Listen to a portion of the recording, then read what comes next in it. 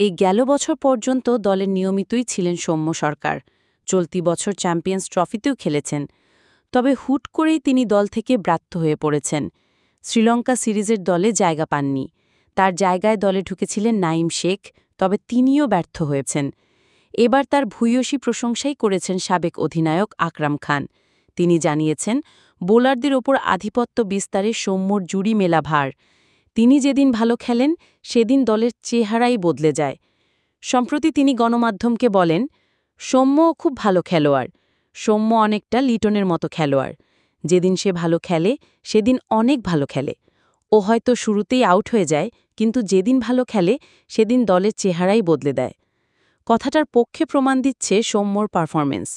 টি-20তে শেষ 5 ইনিংসে তার 40 ইনিংস আছে দুটো। 2 ইনিংসেই তিনি রান করেছেন নিদেন পক্ষে 134 স্ট্রাইক রেটে। 2 ম্যাচেই বাংলাদেশ ম্যাচ জিতেছে। যুক্তরাষ্ট্রের বিপক্ষে হোয়াইট ওয়াশ এড়ানোর ম্যাচে তিনি 43 রানের অপরাজিত ইনিংস খেলেছিলেন 28 বলে 153 স্ট্রাইক রেটে। ওয়েস্ট ইন্ডিজের বিপক্ষে 43 রানের ইনিংসটা খেলেছিলেন 32 বলে। বাংলাদেশের পক্ষে সর্বোচ্চ রানের ইনিংস ছিল সেটি। সেই ম্যাচে লিটন দাসের দল জিতেছিল 7 রানের ব্যবধানে। ওয়ানডে ক্রিকেটও সবশেষ 10 ইনিংসে ভালো কিছু রান আছে তার। ওয়েস্ট ইন্ডিজের বিপক্ষে সিরিজের শেষ ম্যাচে 73 রানের ইনিংস খেলেছিলেন তার আগে শ্রীলঙ্কার বিপক্ষে 68 রানের ইনিংস আছে তার। সেই ম্যাচটা পরে বাংলাদেশ হেরেছে, তবে তার আগে দলকে বড় রানের দিশা দিয়েছিল তার এই ইনিংস।